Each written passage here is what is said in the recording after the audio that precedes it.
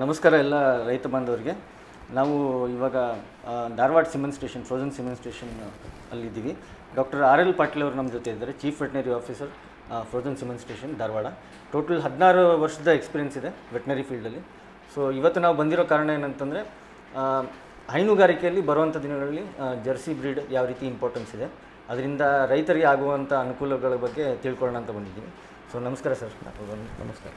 So sir, ಇದು Jersey bread ಅನ್ನೋದು Indian ಅಂದರೆ ನಮ್ಮದು ಭಾರತದ ಹೈನುಗಾರಿಕೆ ಉದ್ಯಮದಲ್ಲಿ ಯಾವ ರೀತಿ ಇಂಪಾರ್ಟೆನ್ಸ್ ಇದೆ, ಅಂದರೆ ಅದರ ಅಡ್ವಾಂಟೇಜಸ್ಗಳು ಏನಂತ ಸ್ವಲ್ಪ ತಿಳಿಸ್ಕೊಡ್ಬೋದು? ಹೌದು ನೋಡಿರಿ, ನನ್ನ ಹೆಸರು ಡಾಕ್ಟರ್ ಆರ್ ಎಲ್ ಪಾಟೀಲ್ ಅಂತೇಳಿ, ಮುಖ್ಯ ಪಶುವೈದ್ಯಾಧಿಕಾರಿಯಾಗಿ ಇಲ್ಲಿ ನಾವು ಕೆಲಸ ಮಾಡ್ತಾಯಿದ್ದೀವಿ ರೀ.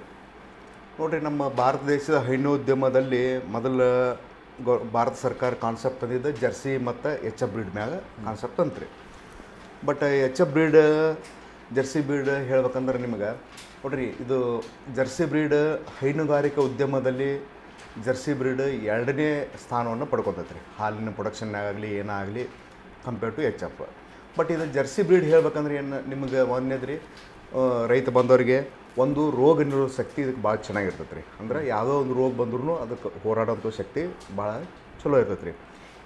ಎರಡನೇದ್ದು, ಇದು ಕೆಚ್ಚಲ್ ಬ್ಯಾನಿ ಕಂಪೇರ್ ಟು ಜರ್ಸಿ, ಇದು ನೀವು ಎಚ್ ಎಫ್ ಕಂಪೇರ್ ಮಾಡಿದ್ರೆ ಕಡಿಮೆ ಇರ್ತೈತೆ ರೀ. ಕೆಚ್ಚಲ್ ಬ್ಯಾನಿ ಬರುವಂಥದ್ದು ಇದು ಮಾಡುತ್ತೆ.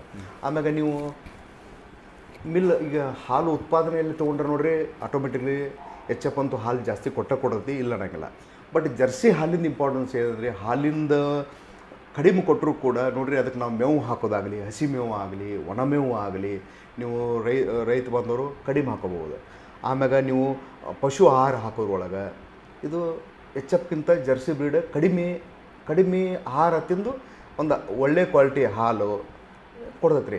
ನೀವು ಹಾಲು ಅಂದ್ರೆ ನೋಡಿರಿ, ನಾವೀಗ ಕರ್ನಾಟಕ ಹಾಲು ಮಂಡಳಿ ನಾವು ಹಾಲು ಹಾಕಕ್ಕೆ ಹೋದ್ರೆ ನೀವು ಅಲ್ಲೇ ಫ್ಯಾಟು SNF ಅದನ್ನು ನೋಡಿ ನಿಮ್ಗೆ ಒಂದು ಅದರ ದರವನ್ನು ಫಿಕ್ಸ್ ಮಾಡ್ತಾರೆ. ಬಟ್ ನಾವು ಎಚ್ ಎಫ್ ಕಂಪೇರ್ ಮಾಡಿದ್ರೆ ಜರ್ಸಿ ಹಾಲಿಗೆ ಚಲೋ ಒಂದು ಇದು ಬರತ್ತೆ ರೀ. ಆಮ್ಯಾಗ ಇದೊಂದು ಜರ್ಸಿ ಬ್ರೀಡ್ ನೋಡೋಕೆ compare to H F compare ಮಾಡ್ರೆ ಸಣ್ಣ ಗಾತ್ರದಲ್ಲಿ ಇರ್ತೈತಿ.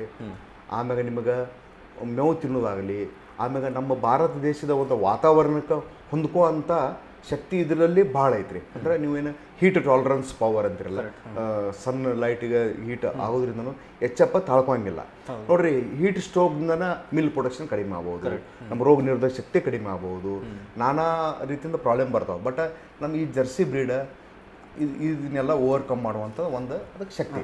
ಸೊ ಜರ್ಸಿ ಅಂದ್ರೆ ಒಂದು ಕಾಂಪ್ಯಾಕ್ಟ್ ಸೈಜ್ ಒಂದು ಇರ್ತದೆ, ರೋಗ ನಿರೋಧಕ ಶಕ್ತಿ ಕಮ್ಮಿ ಇರ್ತದೆ, ಮೇವು ಕಡಿಮೆ, ಆಮೇಲೆ ಕೊಟ್ಟರಂತ ಮೇವು ಕರೆಕ್ಟಾಗಿ ಅರಗಿಸ್ಕೊಂಡು ಹಾಲು ಮತ್ತು ಫ್ಯಾಟ್ ಜಾಸ್ತಿ ಇರುವಂಥ ಹಾಲು ಕೊಡುತ್ತದೆ. Yes sir. ಸೊ ಇದರಲ್ಲಿ ಸರ್, ಇದು ರಿಪ್ರೊಡಕ್ಟಿವ್ ಸಿಸ್ಟಮ್ ಬಗ್ಗೆ ಜರ್ಸಿಲಿ ಏನು ಅಡ್ವಾಂಟೇಜಸ್ ಇರ್ಬೋದು? ನೋಡ್ರಿ, ನಾವು ತಿಳಿದು ನನ್ನ ಪರ್ಸನಲ್ ಒಂದು ಎಕ್ಸ್ಪೀರಿಯನ್ಸ್ ಪ್ರಕಾರ ಹೇಳ್ಬೇಕಂದ್ರೆ ನೋಡ್ರಿ, ಇದ್ರದ್ದು ಒಂದು ಕರುವಿನ ಇನ್ನೊಂದು ಕರು ಹಾಕೋದು ಏನು ಅಂತರ ಇರ್ತೈತಲ್ಲ, ಇಂಟರ್ ಕಾವಿಂಗ್ ಪೀರಿಯಡ್ ಏನಂತಿರಲ್ಲ, ಇದು ಕಂಪೇರ್ ಟು ಎಚ್ ಎಫ್ಗಿಂತಲೂ ಜರ್ಸಿ ನನಗೆ ಕಡಿಮೆ ಅನಿಸ್ತೈತೆ ರೀ.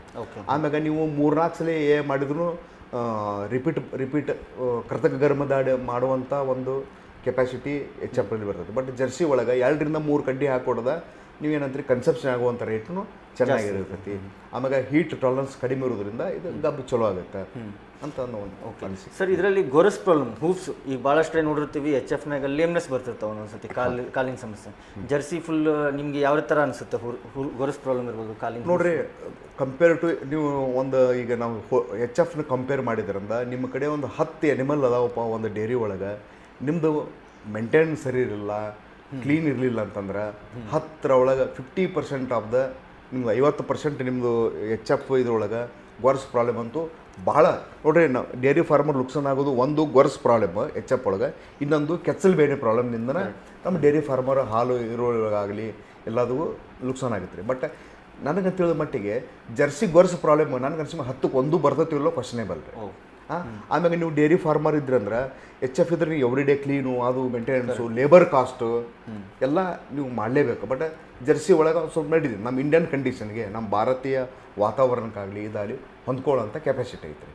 ಮತ್ತು ಇದ್ರ ಕೆಚ್ಚಲ್ ಸೈಜ್ ನಾವು ಮಾತಾಡ್ಬೇಕಂತಂದ್ರೆ, ಕೆಚ್ಚಲ್ ಬೇನೆ ಅಂತೂ ಇದಕ್ಕೆ ಮ್ಯಾಕ್ಸಿಮಮ್ ಭಾಳ ಪ್ರಿವೆಂಟಿವ್, ಅಂದರೆ ರೋಗ ನಿರೋಧಕ ಶಕ್ತಿ ಭಾಳ ಇರೋದ್ರಿಂದ ಕೆಚ್ಚಲ್ ಬೇನೆ ಬರೋದು ಭಾಳ ಕಡಿಮೆ. ನೀವು ಎಚ್ ಎಫ್ ಕಂಪೇರ್ ಮಾಡಿದ್ರೆ ಕೆಚ್ಚಲ್ ಬೇನೆ major problem in dairy industry ಅಂದರೆ ಕೆಚ್ಚಲ್ ಬೇನಿನ ಪ್ರಾಬ್ಲಮ್. ನೋಡ್ರಿ ನಮ್ಮ ತಿಳಿದ ಮಟ್ಟಿಗೆ ಒಂದು 30% ನಮಗೆ ಕವಿನ ಒಂದು ಡೈರಿ ಫಾರ್ಮ್ನಾಗ ಕೆಚ್ಚಲ್ ಬೇನೆ ಬರುವಂಥ ಚಾನ್ಸ್ ಜಾಸ್ತಿ ಇರುತ್ತೆ. ಆಮ್ಯಾಗ ಇನ್ನೊಂದು ನೀವು ಹೋಗಿ ನೋಡ್ರಿ, ಈಗ ಸೊಮ್ಯಾಟಿಕ್ ಸೆಲ್ ಕೌಂಟ್ ಅಂತಾರೆ, ಅದು ಕೆಚ್ಚಲ್ ಬೇನೆ ಒಳಗೆ ಎಷ್ಟು ಕೆಚ್ಚಲ್ ಬೇನೆ ಒಳಗೆ ಟೆಸ್ಟ್ ಮಾಡಿ ಹೇಳುವೊಳಗೆ ಇದ್ರೊಳಗೆ ಎಚ್ ಎಫ್ ಒಳಗೆ ಭಾಳ ಕಾಮನ್, ಬಟ್ ಜರ್ಸಿ ಒಳಗೆ ಅದಕ್ಕೆ ಕಂಪೇರ್ ಮಾಡಿದ್ರೆ ಭಾಳ ಕಡಿಮೆ ನಾನು ತಿಳಿದು. Okay, so basically 5-6 points highlight ಮಾಡೋದಾದ್ರೆ, ಒಂದು ಫೀಡ್ ಕನ್ವರ್ಷನ್ ಚೆನ್ನಾಗಿರ್ತದೆ, ಚೆನ್ನಾಗಿರ್ತದೆ, ರೋಗ ನಿರೋಧಕ ಶಕ್ತಿ ಇರ್ತೈತೆ, ಕೆಚ್ಚಲ್ ಬೇನೆ ಬರಂಗಿಲ್ಲ, ರಿಪೀಟ್ ಬ್ರೀಡಿಂಗ್ ಪ್ರಾಬ್ಲಮ್ ಇರಂಗಿಲ್ಲ. ಆಮೇಲೆ ನಮ್ಮ ಭಾರತ ದೇಶದೊಂದು ವಾತಾವರಣಕ್ಕೆ ಹೀಟ್ ಟಾಲರೆನ್ಸ್ ಕೆಪಾಸಿಟಿ ಇರೋದು, ಅದು ಮೇನ್ ಇದರಿಂದ ಇರ್ತದೆ. ಹೀಟ್ ಟಾಲರೆನ್ಸ್ ಇರೋದ್ರಿಂದ ನೋಡ್ರಿ, ಹಾಲಿನ ಇರೋಲಾಗಲಿ, ನಿಮ್ಮ ಕರು ಹಾಕೋದಾಗಲಿ, ಫೀಡ್ ಆಹಾರ ಮೆಲ್ಕ್ ಹಾಕಿದ್ರು ಮಾಡೋದಾಗಲಿ, ಎಲ್ಲ ರೀತಿಯಿಂದ ಜರ್ಸಿ ತಾಳ್ಕೋತೈತೆ ಹೊರತಾಗಿ ಎಚ್ ಎಫ್ ತಾಳಂಗಿಲ್ಲ. ಕರೆಕ್ಟ್. ಆಮೇಲೆ ಕಾವಿಲಿಂಗ್ ಇಂಟರ್ವಲ್ ಕಡಿಮೆ ಇರೋದ್ರಿಂದ ವರ್ಷಕ್ಕೊಂದು ಹೆಣ್ಣುಗರು ಪಾಸಿಬಿಲಿಟಿ, ವರ್ಷಕ್ಕೊಂದು ಕರು ಬರೋದು ಪ್ರಾಬ್ಲಮ್ ಇದೆ. ಇನ್ನೊಂದು ಏನ್ರಿ, ನನ್ನ ಪರ್ಸನಲ್ ಎಕ್ಸ್ಪೀರಿಯನ್ಸ್ ನಾನು ನೋಡೋ ಪ್ರಕಾರ ನೋಡ್ರಿ, ನೀವು ಎಚ್ ಎಫ್ ಒಳ್ಳೆ ಹಾಲು ಕೊಡ್ತೈತಿ, ಒಳ್ಳೆ ಇದೈತಿ, ಓಕೆ. ಎಚ್ ಎಫ್ ಏನಾಗತ್ತೆ ರೀ, ನೀವು ಮ್ಯಾಕ್ಸಿಮಮ್ 4-5 ಸೂಲು ಆಗೋಡ್ದ ಅದರದ್ದು ಏನಂತೀರಿ ನೀವು, body condition, physical appearance, body condition, body score, ಅದು ಒಂದು ಲೆವೆಲ್ನಾಗ ಅದನ್ನು ನಾವು ಎನಿಮಲ್ ತೆಗಿಬೇಕನ್ನೋ ಲೆಕ್ಕಕ್ಕೆ ಬರ್ತೀವಿ. ಬಟ್ ಇದು ಜರ್ಸಿ ಹಂಗಿಲ್ಲ, ನೀವು 7-8 ಸೂಲು ಆದ್ರೂ ನಮ್ಗೆ ಒಂದು ರೀತಿಯಿಂದ ಚಲೋ ಇರುತ್ತೆ. ಸೊ ಲಾಂಗ್ ಟರ್ಮ್ ಒಂದು ಫಾರ್ಮ್, ಲಾಂಗ್ ಟರ್ಮ್ ಮೇಂಟೈನ್ ಮಾಡಕ್ಕೆ ಅಡ್ಡಿ jersey compare to H F. ಇದು ಲ್ಯಾಕ್ಟೇಷನ್ ಪೀರಿಯಡ್ ಜಾಸ್ತಿ ಆಗ್ತದೆ, ಅಂದ್ರೆ ನಿಮ್ಗೆ ಅನಿಮಲ್ ಜಾಸ್ತಿ ಕೊಟ್ಕೊಂತ ಹೋಗ್ತೈತೆ, ಫಾರ್ಮೇ ಜಾಸ್ತಿ ಹೊತ್ತಿರ್ತದೆ. ಸೊ ಆಲ್ಮೋಸ್ಟ್ ಈಗ ಭಾಳಷ್ಟು ಪಾಯಿಂಟ್ಸ್ ಕವರ್ ಮಾಡಿದ್ದಾರೆ. ಸೊ ಡಾಕ್ಟರ್ ಅರಲ್ ಪಾಟೀಲ್ ಅವರು ಭಾಳ ಮಹತ್ವದ ಮಾಹಿತಿ ಕೊಟ್ಟಾರೆ, ಜರ್ಸಿ ಬ್ರೀಡ್ ಯಾವ್ಯಾವ ರೀತಿ ನಿಮಗೆ ಅಡ್ವಾಂಟೇಜಸ್ ಆಗ್ತದೆ ಫಾರ್ಮಿಗೆ ಅಂತ. ಸೊ ತಿಳಿಸ್ಕೊಟ್ಟಿದ್ದಕ್ಕೆ ಧನ್ಯವಾದಗಳು ಸರ್. ABS ಟೀಮ್ ಪರವಾಗಿ ತಮಗೆ ಧನ್ಯವಾದಗಳು. Thank you.